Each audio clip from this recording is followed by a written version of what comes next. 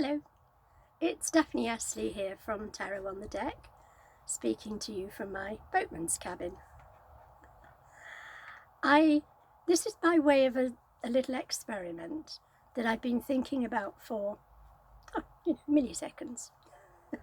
It's the day of the new moon, it's the 6th of October, the Libra new moon, and I would like this to be a video that people can drop into at any point on this new moon phase, this moon's phase, and gain something useful to them if possible. And so I'll start straight into what I'm seeing here in the cards, and then perhaps you'll give me some feedback as to how you feel about it.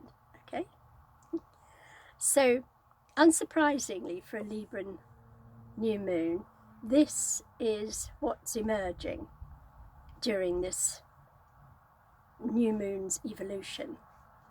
So it's a new way of relaxing, of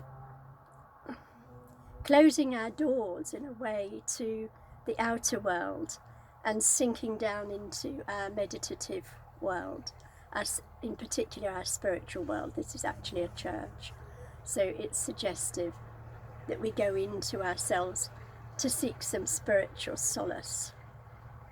Now, this is a very healing card, and it is actually a card that comes under the rulership of Libra. It's actually Jupiter in Libra, so that's a very good omen.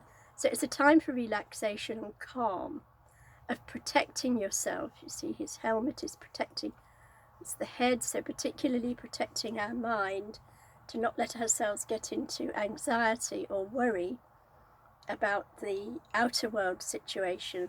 Instead, we retreat inside and receive our healing.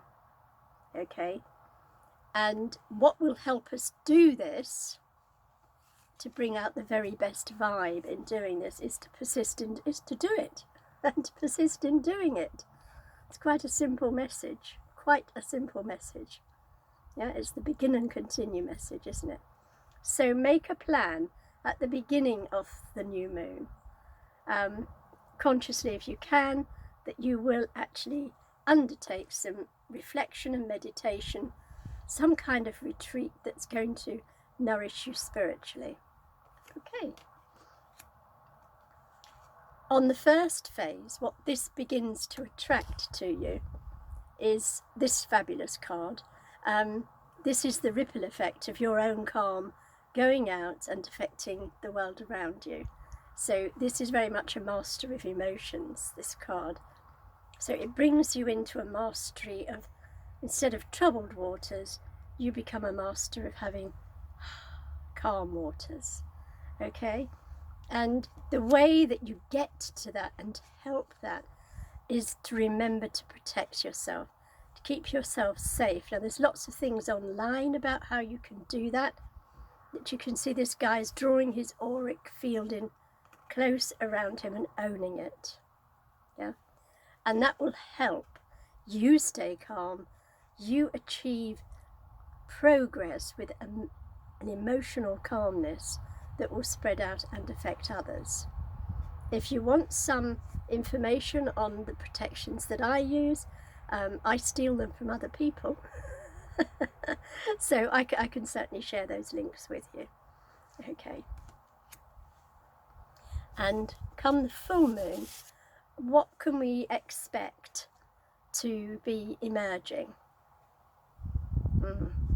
And so we've become much more grounded, yeah, much more aware that there are changes in the physical world, but we can adapt to them, and we can adapt to them by, in a secure way where we're safe and taken care of by the good things of life.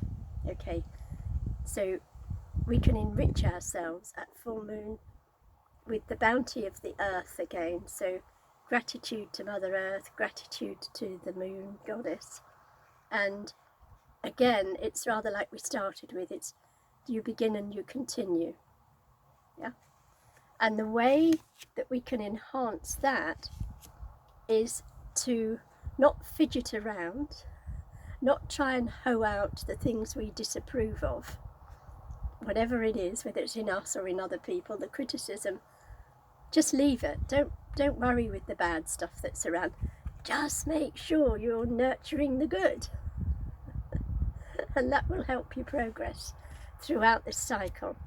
Now, when we have the King of Pentacles there, right at the apex, it suggests that this is going to be a bountiful time. But as we move into the waning phase of the moon, we start to get anxiety and worried about our finances, our health, whatever. Okay, now this is not a very good image for that, although I like and respect, this is the Morgan Greer deck. But this is the Chopwood carry water instruction. When I used to get this card as a young student of tarot back in the 1980s, my philosophy with it was to go and wash a floor. I would not have solved my problem possibly, but I would have a clean floor. And so it is a question of working on what you can work on, and don't go into anxiety about the things that you can't work on. And it's not a competition. It doesn't matter whether you have money or don't have money. We're moving out as a race. We're moving out of that having any pull over us. And so look to looking after everyone who's around you, right? Blessing people who are in need, helping people who are in need, blessing the earth, blessing what you do have. Chop wood, carry water. Keep things simple, because it is the simple that will bring us all through. Okay? So at the closing phase of this moon, begin to let go of anxiety, particularly anxiety about finances and health. Okay, because here we have us all working together. This is how we can enhance working against that poverty mindset that we're all indoctrinated with. So here, come get together with other people who share your ideas. We're avid chanters here of Ombrezine Noir, which is a chant that's used to overcome poverty consciousness globally. You can find that online. And certainly working with people, working with the bit of yourself that you love in yourself, because by loving yourself that always spreads out into the universe. But work with people you care for and who care about the things that you care about, in order to overcome the anxieties that we all feel around finances. Yep. Okay. And then that sorting that out clears the way for the next new moon, the next phase. I'm sorry about the light coming and going. The back cabin doors are open, so we're vulnerable to the sun and the clouds. Isn't that nice? Little clouds racing across the sky. So I wish you all a good month. This is from the 6th of October going forward until the next new moon. Okay, take care. Blessings. Bye for now.